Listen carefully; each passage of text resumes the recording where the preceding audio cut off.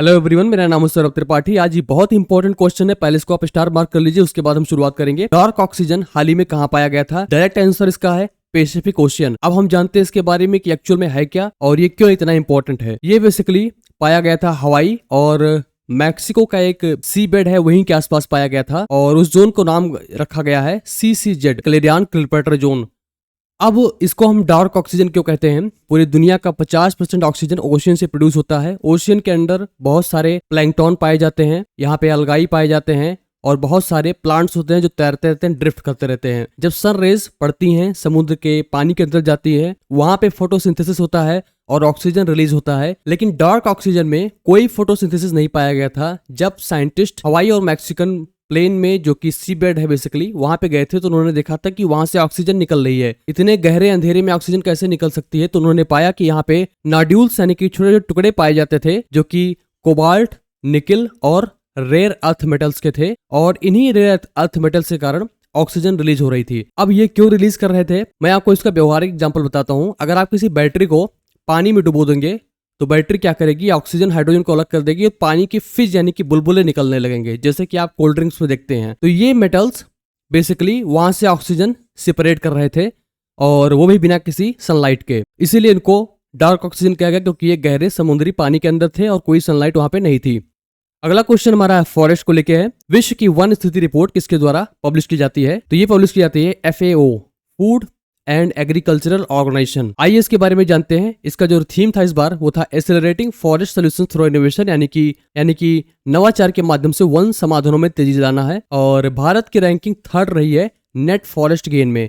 ये बहुत important terms है, मैं आपको समझाता हूँ ये कैसे होता है। नेट फॉरेस्ट गेन NFG कहते हैं हम, और इसको हम प्राप्त करते हैं डिफॉरेस्टेशन यानी कि पेड़ों के कटने से, उनके नुकसान होने से, माइनस ट्री प्लांटेशन को लेके। मतलब जितने ज्यादा पेड़ ऐड किए जा रहे हैं और जितने ज्यादा पेड़ निकाले जा रहे हैं, इसके बाद जो बच रहा है वही नेट गेन होता है और उस नेट गेन में भारत का स्थान पूरे विश्व में 3रा है। इसकी रिपोर्ट ने कहा था कि पहले के दशक में इसमें 15.8 मिलियन हेक्टेयर से 10.8 मिलियन हेक्टेयर तक के वनों की कटाई में गिरावट आई, जो कि एक ही बहुत ही पॉजिटिव साइन है।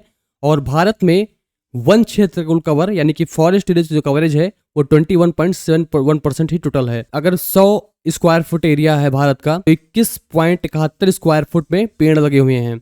अगर हम फॉरेस्ट की बात करें तो मध्य प्रदेश राज्य में सबसे ज्यादा पेड़ पाए गए हैं, उसके बाद है अरुणाचल प्रदेश और उसके बाद है छत्तीसगढ़। इसको याद रखिएगा। ISFR का मतलब है India state of forest report. ये हर 2 साल में जारी किया जाता है और फॉरेस्ट सर्वे ऑफ इंडिया इसको जारी करता है और ये ministry of environment, forest and climate change के अंदर में आता है। महिला पहलवानों को सशक्त बनाने के लिए किस बैंक ने Russell for glory initiative launch किया है? हाल ही में जैसे कि पता है कि ओलंपिक इवेंट हो रहे हैं और महिला और रेसलिंग प्लेयर्स को सपोर्ट्स करने के लिए इनिशिएटिव किसी बैंक ने लॉन्च किया है, तो बैंक है इंडसिंड बैंक। और इंडसिंड बैंक ने IIS यानी कि इंस्पायर इंस्टीट्यूट ऑफ स्पोर्ट, इसके सपोर्ट से 50 टैलेंटेड फीमेल रेसलर को सपोर्ट करेगा और फुल्ली फंड करेगा स्कॉलरशिप के लिए। ये बेसिकली CSR इनिशिएटिव है, यानी कि कॉर्पोरेट सोशल रिस्पॉन्सिबिलिटी इनिशिएटिव है इंडसिंड बैंक का। तो इस प्रकार से रेसलर्स को सपोर्ट करेगा। इसके साथ साथ याद रखें कि पेरिस ओलंपिक्स 2024 हो रहा है, इसका शेफ डी मिशन होंगे, गगन नारंग होंगे। पहले थे इसकी मैरी कॉम थी। शेफ मिशन का उद्देश्य ये होता है कि खिलाड़ियों को कोई असुविधा न हो, जैसे रूम अलॉटमेंट हुआ, उनकी देखरेख करना और विभिन्न चीजों में उनकी अगुवाई करना, ताकि वो खेल पे फोकस कर सकें और विभिन्न फैसिलिटीज को शेफ डी मिशन हैंडल करते हैं। फ्लैग बेरर इस बार होंगे PV सिंधु और शरत कमाल, याद रखिएगा। और भारत से 117 मेंबर्स की टीम जा रही है पेरिस ओलंपिक्स में इस बार। वैश्विक वन क्षेत्र लाभ में भारत का स्थान क्या है? तो ये 3रा स्थान है, जैसा कि हमने पढ़ रखा है इसको। और किस अंतरिक्ष एजेंसी ने रैमसेस मिशन लॉन्च किया है? तो ये लॉन्च किया है ESA यानी कि यूरोपियन स्पेस एजेंसी। लेकिन इसके साथ साथ मैं बता देता हूँ, नासा अमेरिका की है, हम सबको पता है। कासा एक नई स्पेस एजेंसी बनाई गई थी जो साउथ कोरिया की है, अभी हाल ही में इसकी क्रिएट की गया है और इसका है कोरिया एरोस्पेस एडमिनिस्ट्रेशन, इसका नाम है। और इसको लीड कर रहे हैं एक यूनिवर्सिटी के प्रोफेसर हैं।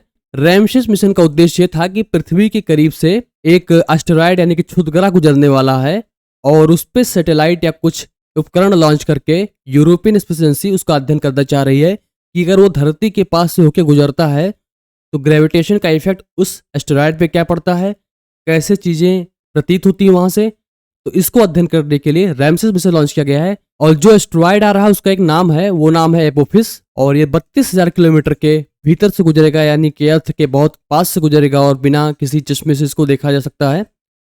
मिशन को लॉन्च किया जाएगा 2028 में और पहुंचेगा ये फरवरी 2029 में। तो इस प्रकार से क्षुद्र ग्रहों से पृथ्वी की रक्षा करने के लिए यानी कि एस्टेरॉइड्स जो गुजरते हैं धरती के पास से, उनको हम समझ पाएंगे कि कैसे अर्थ का ग्रेविटेशनल पुल उनको बिहेव करता है। उसी प्रकार से हम अपने डिफेंसेस को लॉन्च कर पाएंगे ताकि धरती पे गिरने वाले एस्टेरॉइड से अपनी आपकी रक्षा कर पाएं। बहुत ही इंपॉर्टेंट है, बैराबी सैरंग रेलवे परियोजना किस राज्य की राजधानी को जोड़ेगा? तो ये पहली बार जोड़ने जा रहा है आइजवोल को। आइजवोल सिटी है, मिजोरम की कैपिटल है और पहली बार रेलवे से कनेक्ट होगी। मिजोरम के जो चीफ मिनिस्टर हैं वो लालधुमा हैं और यहाँ के गवर्नर हैं कंभापति हरि बाबू।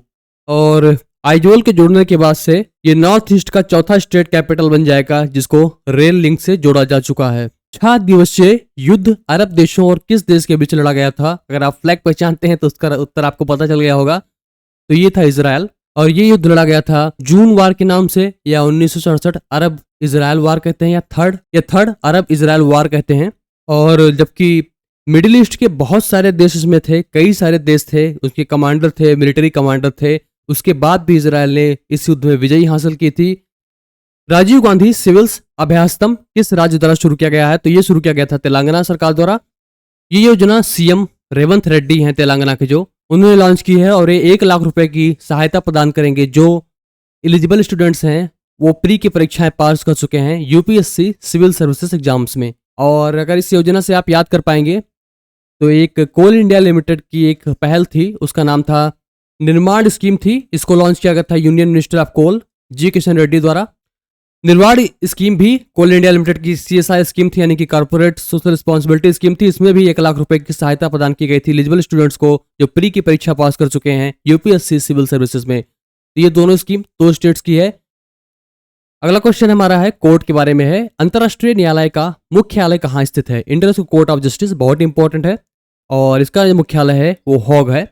इसको हम बोलते हैं वर्ल्ड कोर्ट यानी कि विश्व का एक कोर्ट है। ये इंटरनेशनल कोर्ट है, ये अंतर्राष्ट्रीय मामलों को देखता है, अंतर्राष्ट्रीय लीगल चीजों को देखता है। होग एक शहर है जो कि बेसिकली नीदरलैंड्स में है और इस समय जो प्रेसिडेंट हैं इंटरनेशनल कोर्ट ऑफ जस्टिस के वो हैं नवाफ सलाम। अगला क्वेश्चन बहुत ही इंपॉर्टेंट है, इमा किथेल का संबंध किस राज्य से है? इमा किथेल एक बहुत ही इंपॉर्टेंट टर्म है और इसको स्टार मार्क कर लीजिए। यही संबंधित है मणिपुर के। बेसिकली मणिपुर में एक मार्केट है जो बेसिकली पे कोई मेल शॉपकीपर्स नहीं है, फूल बेचे जाते हैं, क्राफ्ट बेचे जाते हैं, सब्जियां बेची जाती हैं और ये दुनिया की पहली ऐसी मार्केट है जो पूरी विमेन द्वारा रन की जाती है। तो याद रखेंगे इमा किथेल मणिपुर से संबंधित है। तो ये रहा आज करंट अफेयर्स। आशा सेशन आपको अच्छा लगा होगा। प्लीज वीडियो को लाइक कर ले, चैनल को सब्सक्राइब कर ले। कोई डाउट या फीडबैक हो तो जरूर शेयर करें, मैं उसको इंप्लीमेंट करूंगा। और कोई इंपॉर्टेंट टॉपिक्स पर और वीडियो चाहते हैं तो जरूर बताएं मुझे। इसके साथ साथ मैंने कल ही एक राज्य राजधानी क्षेत्र का एक बहुत ही इंपॉर्टेंट वीडियो आपके लिए लेके आया हूँ। ये देश का पहला राज्य राजधानी क्षेत्र है, इसको आप यहाँ से देख सकते हैं। डिस्क्रिप्शन में भी लिंक है और यहाँ पे भी लिंक आपको मिलेगी, तो इसको जरूर देखें। तो बस आज के लिए इतना ही। Thank you so much for joining. Have a great day.